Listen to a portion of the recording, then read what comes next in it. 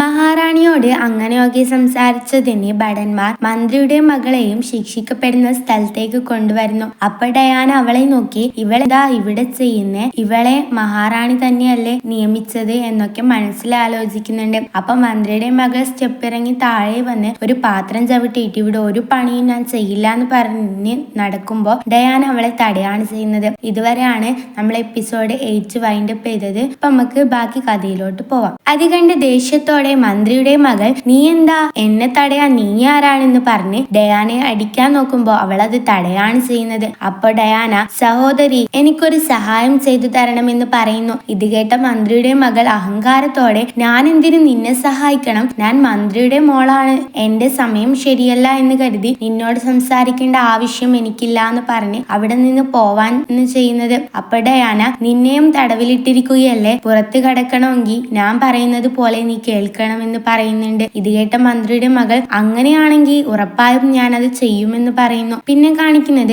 മഹാറാണിയെയും നമ്മുടെ ഹീറോയെയുമാണ്. അവിടെ നമ്മുടെ ഹീറോയെ മഹാറാണി അഭിനന്ദിക്കുകയാണ്. അതോടൊപ്പം നീ ചെയ്തതെല്ലാം നല്ല കാര്യമാണ്, ചടങ്ങിൽ എല്ലാത്തിലും നിന്റെ കണ്ണ് വേണം എന്നൊക്കെ നമ്മുടെ ഹീറോയോട് പറയുന്നുണ്ട്. അത് കേട്ട നമ്മുടെ ഹീറോ ഉത്തരവ് പോലെ ചെയ്യാമെന്ന് ചിരിച്ചുകൊണ്ട് പറയുന്നു. അപ്പോഴാണ് അങ്ങോട്ടേക്ക് ഒരു വേലക്കാരി ഓടി വന്ന് അവിടെ വലിയൊരു പ്രശ്നം, അവിടെ മൊത്തം തീപിടിച്ചിരിക്കുകയാണെന്ന് പറയുന്നു. അത് കേൾക്കുന്ന നമ്മുടെ ഹീറോയും മഹാറാണിയും ഞെട്ടി, നീ എന്താ പറയുന്നേ എന്ന് ചോദിക്കുന്നുണ്ട്. പിന്നെ മഹാറാണി നമ്മുടെ ഹീറോയുടെ കയ്യിൽ പിടിച്ച് സ്റ്റെപ്പ് ഇറങ്ങുമ്പോ രാജകൊട്ടാരത്തിലെ ഭടന്മാർ വെള്ളവും ബക്കറ്റും എടുത്ത് അങ്ങോട്ടും ഇങ്ങോട്ടും ഓടുന്നുണ്ട്. അപ്പൊ നമ്മുടെ ഹീറോ അതിൽ ഒരാളെ പിടിച്ചു നിർത്തി, എന്താ സംഭവിച്ചതെന്ന് ചോദിക്കുമ്പോ ആ ഭടൻ, പൂന്തോട്ടത്തിൽ തീ പിടിച്ചിരിക്കുകയാണ്, കുറെ പേരൊന്നും രക്ഷപ്പെട്ടിട്ടില്ല എന്ന് പറഞ്ഞ് ഓടുന്നു. അപ്പൊ മഹാറാണി ഭയങ്കര വെപ്രാളത്തോടെ, അപ്പൊ അവിടെ ഉള്ളവരൊക്കെ എന്ന് പറയുമ്പോ ഒരു ഭാഗത്ത് നിന്ന് മന്ത്രിയുടെ മകളും ഡയാനയും ചുമച്ച് വളരെ ക്ഷീണവും അഭിനയിച്ച് അങ്ങോട്ടേക്ക് വരുവാണ് ചെയ്യുന്നത്. എന്നിട്ട് മന്ത്രിയുടെ മകൾ മഹാറാണിയുടെ കാലിൽ വീണ്, എന്നോട് ക്ഷമിക്കണം, ഞാൻ ചെയ്ത തെറ്റ് എനിക്ക് മനസ്സിലായി, ഇനി ഒരിക്കലും ചെയ്യില്ല,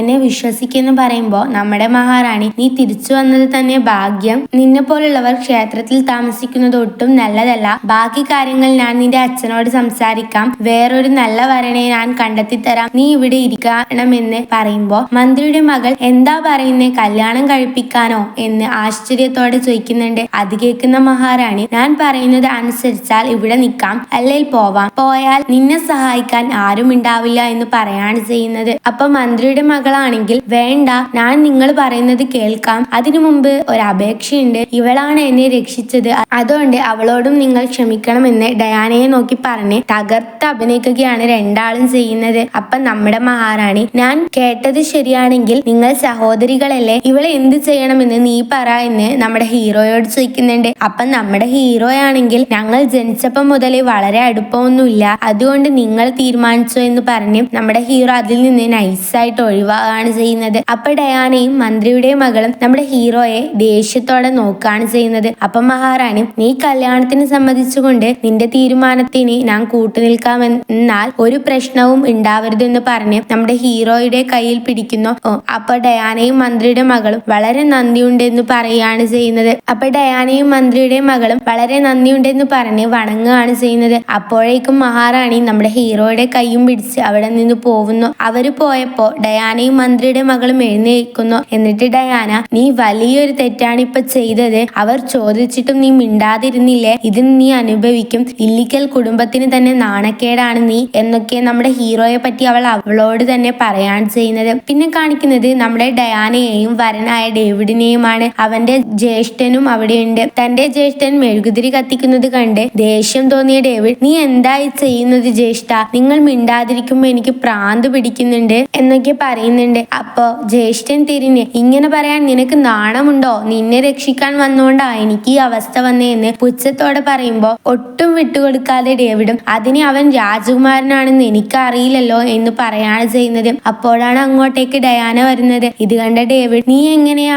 ഇവിടെ എത്തിയെന്ന് ചോദിക്കുന്നുണ്ട്. അപ്പൊ ഡയാന, അതെല്ലാം ഞാൻ മഹാറാണിയോട് പറഞ്ഞ് രക്ഷപ്പെട്ടു, ഇനി ശിക്ഷ അനുഭവിക്കേണ്ടെന്ന് പറയുന്നുണ്ട്. ഇത് കേൾക്കുന്ന ഡേവിഡിന്റെ ജ്യേഷ്ഠൻ, നിന്നെ കൊണ്ടാണ് ഇതൊക്കെ സംഭവിച്ചതെന്ന് പറയുമ്പോൾ ഡയാന, ഞാനൊന്നുമല്ല, എന്റെ കൂടപ്പിറപ്പാണ് ഇതിനെല്ലാം കാരണം, അതുകൊണ്ട് അവളോട് നമുക്ക് പകരം വീട്ടണമെന്ന് പറയുന്നുണ്ട്. അത് കേൾക്കുന്ന ഡേവിഡ് അല്പം പേടിയോടെ, അവൾ എത്ര ഉയർന്ന പദവിയിലായി ഇരിക്കുന്നത് നിനക്കറിയില്ലേ, പിന്നെ നീ എന്താ ഇങ്ങനെയൊക്കെ പറയുന്നതെന്ന് ചോദിക്കുന്നുണ്ട്. അത് കേൾക്കുന്ന ഡയാന, അവളിപ്പോ എങ്ങനെയാണെന്ന് നിന്ന് ഞാൻ കണ്ടിട്ടാ വരുന്നേ, വെറും വേലക്കാരിന്റെ വേഷമാണ് എന്നൊക്കെ പറയുമ്പോ ഡേവിഡ് എനിക്ക് വിശ്വസിക്കാൻ ആവുന്നില്ല, നീ എന്താ പറയുന്നേന്ന് ചോദിക്കുന്നുണ്ട്. അതോടൊപ്പം കല്യാണം കഴിച്ച് കൂട്ടിക്കൊണ്ടു പോയിട്ട് അവിടെ വേലക്കാരിയായിട്ട് നിർത്തിയേക്കുവാണോ എന്ന് ചോദിക്കുന്നുണ്ട്. അപ്പൊ ഡയാന അതൊന്നും എന്റെ പ്രശ്നമല്ല, ഇവിടെ നടക്കാൻ പോകുന്ന വലിയ ചടങ്ങ് കൃത്യമായിട്ട് ഉപയോഗിച്ചാൽ നമുക്ക് അവളെ പാഠം പഠിപ്പിക്കാമെന്നൊക്കെ നമ്മുടെ ഹീറോയോട് റിവെഞ്ച് ചെയ്യാൻ അവരോട് പറയാണ് ചെയ്യുന്നത്. അപ്പൊ ഡേവിഡ് ആണെങ്കിൽ വളരെ ആകാംക്ഷയോടെ എന്ത് പണിയാ കൊടുക്കുക എന്ന് പറയുമ്പോൾ ജ്യേഷ്ഠൻ നിങ്ങൾ ഒന്നും ചെയ്യണ്ട,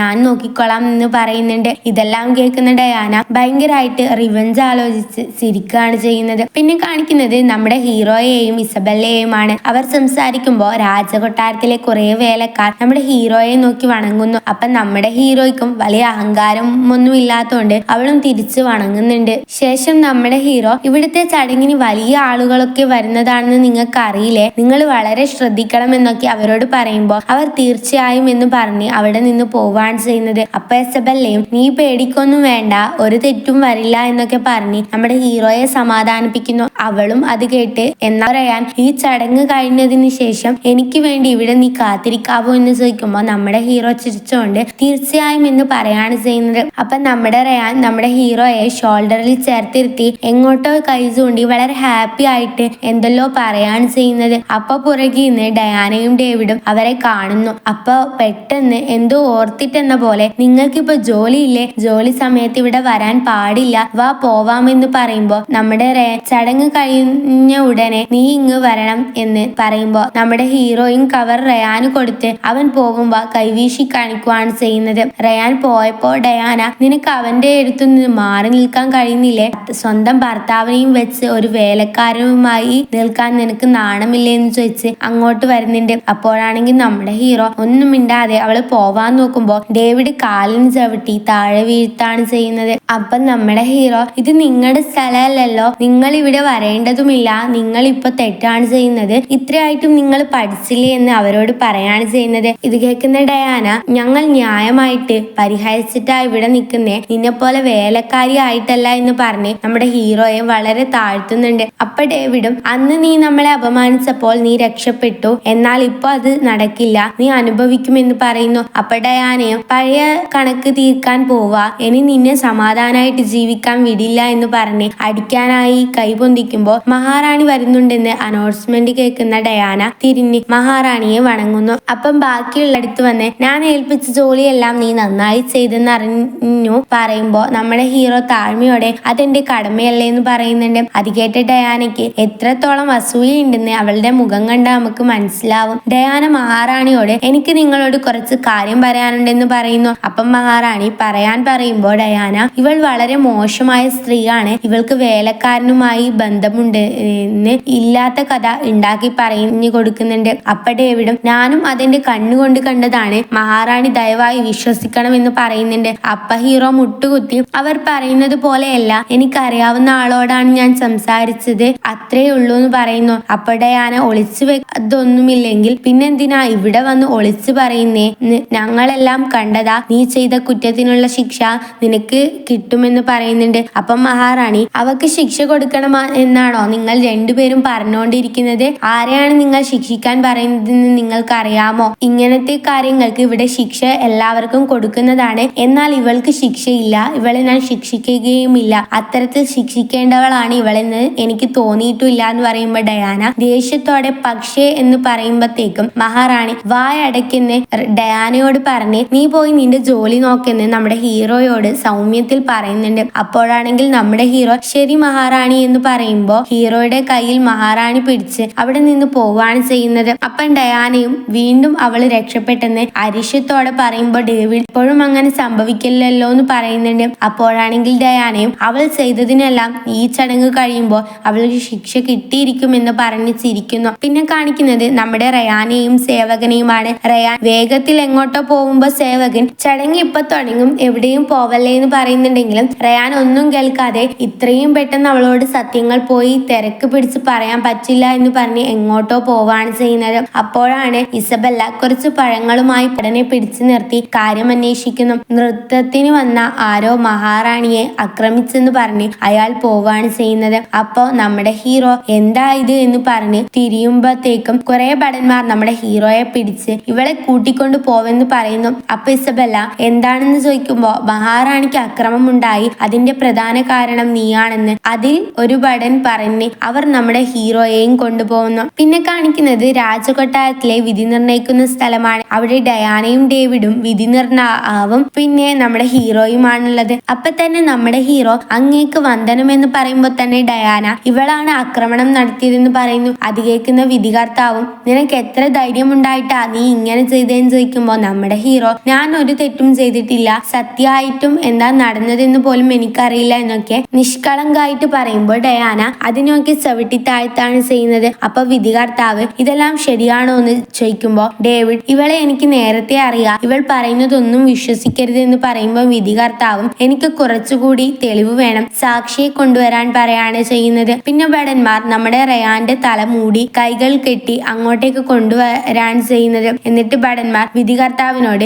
ഇവൾക്ക് ഇവനുമായി എന്തൊക്കെയോ ബന്ധമുണ്ടായിരുന്നു എന്ന് പറഞ്ഞു പോകുന്നുണ്ട്. അപ്പോഴാണെങ്കിൽ നമ്മുടെ ഹീറോ ഞങ്ങൾക്കൊന്നും അറിയില്ല എന്ന് പറഞ്ഞ് കെഞ്ചുവാണ് ചെയ്യുന്നത്. അപ്പടയാന നീ അറിയാതെ ഇവിടെ ഒന്നും നടക്കില്ല, നിന്നെ പോലുള്ള പെണ്ണുങ്ങളൊക്കെ എത്ര മോശമാണെന്ന് എന്നൊക്കെ നമ്മുടെ ഹീറോയെ അനാവശ്യം പറയുന്നുണ്ട്. അപ്പൊ വിധികർത്താവും നിന്നെ വിശ്വസിച്ച് ഒരു ജോലി തന്നതാ, അത് മുതലെടുത്ത് നീ അവരെ കൊല്ലാൻ ശ്രമിച്ചു, ഇപ്പൊ തന്നെ ഈ നഗരത്തിൽ നിന്ന് ഓടിപ്പോവാൻ പറയുന്നു. അപ്പൊ റയാൻ കഷ്ടപ്പെട്ട് കെട്ടഴിക്കാൻ നോക്കുകയാണ് ചെയ്യുന്നത്. എന്നിട്ട് വിധികർത്താവ് നിന്റെ ശിക്ഷ കഠിനമായിരിക്കും എന്ന് പറഞ്ഞ് ഒരു മരക്കഷ്ണം താഴോട്ടെറിയുന്നു. അപ്പൊ തന്നെ ഭടന്മാർ നമ്മുടെ ഹീറോയെ കൂട്ടിക്കൊണ്ടു പോകുന്നു. നമ്മുടെ ഹീറോ വിധികർത്താവിനോട് കെഞ്ചുന്നുണ്ടെങ്കിലും അവരാരും അത് കേൾക്കുന്നുണ്ടായിരുന്നില്ല. അപ്പൊ നമ്മുടെ റയാൻ കെട്ടഴിച്ച് ഹീറോയുടെ കയ്യിൽ പിടിക്കുന്നുണ്ട്. എന്നിട്ട് മുഖത്തിട്ട കവർ അഴിച്ചു മാറ്റുന്നു. വായിലെ തുണി തുപ്പിക്കളഞ്ഞ് എഴുന്നേറ്റ് ആരാണ് നിങ്ങൾക്ക് ഇത്രയും അധികാരം തന്നത് എന്ന് പറഞ്ഞ് അവളുടെ ദേഹത്ത് നിന്ന് കൈയെടുക്കാൻ പറയുന്നു. അപ്പൊ വിധികർത്താവടക്കം എല്ലാവരും രാജകുമാര എന്ന് പറഞ്ഞ് വണങ്ങുന്നു. അപ്പോഴാണെങ്കിൽ നമ്മുടെ ഹീറോ അത്ഭുതത്തോടെ എല്ലാവരെയും നോക്കുന്നുണ്ട്. അപ്പൊ റയാൻ ഡയാനയോട്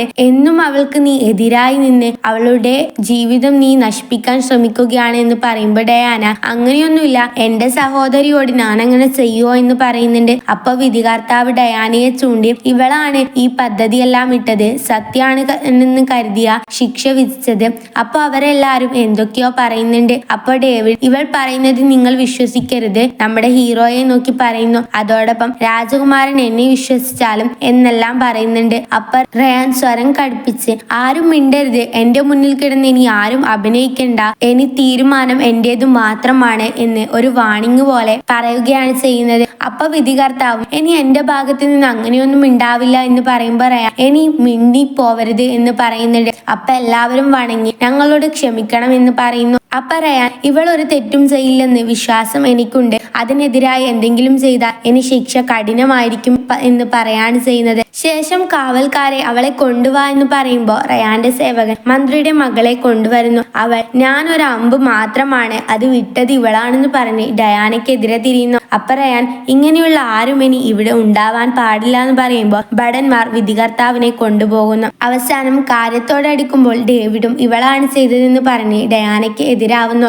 അപ്പൊ ഡയാന എന്റെ ചേച്ചിയോട് എനിക്ക് അസൂയ ഉണ്ടെന്നുള്ളത് ശരി തന്നെയാണ്, എന്നാൽ എന്റെ ചേച്ചിയെ കൊല്ലാൻ ഞാൻ ഒരിക്കലും പദ്ധതി ഇട്ടിട്ടില്ല, ഇവനാണ് ഈ പ്ലാൻ ഇട്ടതെന്ന് പറയുമ്പോൾ ഡേവിഡ് ദേഷ്യത്തിൽ ഡയാനയുടെ മുഖത്തടിച്ച് കള്ളം പറയല്ലേ എന്ന് പറയുന്നുണ്ട്. അപ്പൊ റയാൻ ഇവിടെ അനാവശ്യമായിട്ടുള്ള പ്രശ്നങ്ങൾ ഉണ്ടാക്കരുത്, ചെയ്തതിനുള്ള ശിക്ഷ നിനക്ക് കിട്ടിയിരിക്കും എന്ന് പറയുന്നുണ്ട്. അപ്പൊ ഭടന്മാർ അവരെയും കൊണ്ടുപോവാണ് ചെയ്യുന്നത്. അതിന്റെ ഇടയിൽ ഡയാന നമ്മുടെ ഹീറോയോട് രക്ഷയ്ക്കായി കെഞ്ചുന്നുണ്ടെങ്കിലും നമ്മുടെ ഹീറോ ഇത് നീ വരുത്തി വെച്ചതാ, അത് നീ അനുഭവിക്കണം എന്ന് പറയുന്നു. അങ്ങനെ അവരും പോകുന്നു. പിന്നെ റയാൻ നമ്മുടെ ഹീറോയുടെ കയ്യിൽ പിടിച്ചിട്ട് നോക്കിയേ എന്ന് പറയുമ്പോ നമ്മുടെ ഹീറോ രാജകുമാരനാണല്ലേ, സത്യത്തിൽ നിങ്ങളുടെ പേരെന്താണെന്ന് ചോദിക്കുന്നുണ്ട്. അപ്പൊ രാജകുമാരൻ റയാൻ എന്നാണ് എന്റെ പേരെന്ന് പറയുന്നു. നമ്മുടെ ഹീറോ അങ്ങനെ ആയിരുന്നു എന്ന് പറയുന്നുണ്ട്. അപ്പൊ റയാന്റെ സേവകൻ യഥാർത്ഥ കുറ്റവാളികളൊക്കെ ശിക്ഷിക്കപ്പെട്ടില്ലേ, ഞങ്ങൾക്ക് ഇതായിരുന്നു വേണ്ടിയിരുന്നത്, നീ മാത്രം ഇത് അവസാനമേ അറിയാവൂ എന്ന് മാത്രമേ ഞങ്ങൾക്ക് ഉണ്ടായിരുന്നുള്ളൂ എന്നൊക്കെ ഹീറോയോട് പറയുന്നു. അപ്പൊ റയാൻ ഹീറോയുടെ കൈ പിടിച്ച് നീയാണ് എന്റെ മഹാറാണി,